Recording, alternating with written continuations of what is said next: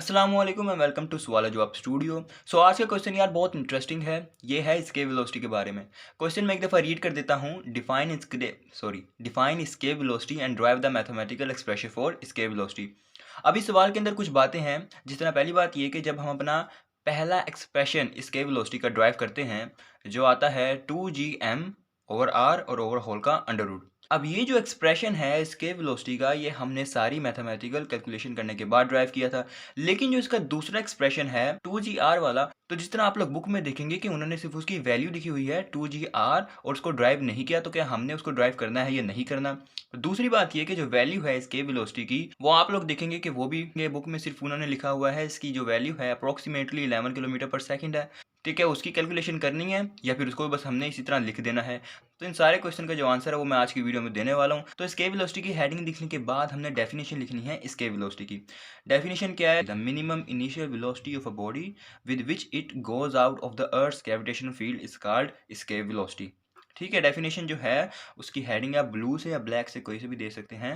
Same as it is explanation में भी आप जो है वो ब्लू या ब्लैक कोई मार्कर का यूज़ कर सकते हैं। डिफाइन हमने कर दिया है। अब हम इसके वेलोसिटी को थोड़ा एक्सप्लेन करेंगे।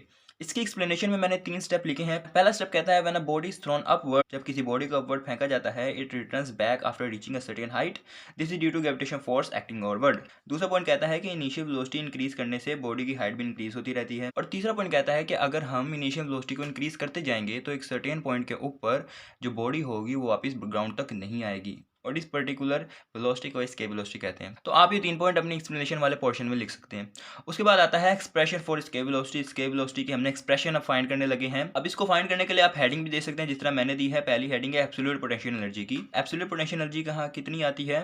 -gm/m ओवर आर, जो कि हमारी फर्स्ट इक्वेशन है। फिर अगली हेडिंग मैंने दी है इंक्रीज इन पोटेंशियल एनर्जी की, कि जब पोटेंशियल एनर्जी के इंक्रीज आता है तो उसकी वैल्यू कितनी हो जाती है? gm/m over are. साथ साथ आप सारी बातें भी लिखते जाएंगे कि as the body goes out of the earth gravitation field its potential energy become zero. इसी तरह आगे हम बात करते हैं इनिशियल काइनेटिक एनर्जी की, विच इज हाफ mv²। सो फिर हम बताते हैं initial kinetic energy is equal to gm/m over are.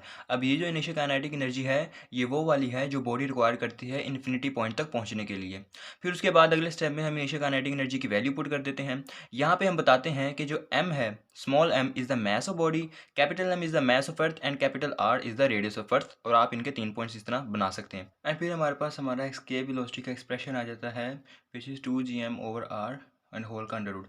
And इसको हम अपनी सेकंड इक्वेशन का नाम दे सकते हैं। सो बताएंगे this is the expression for escape velocity of a body.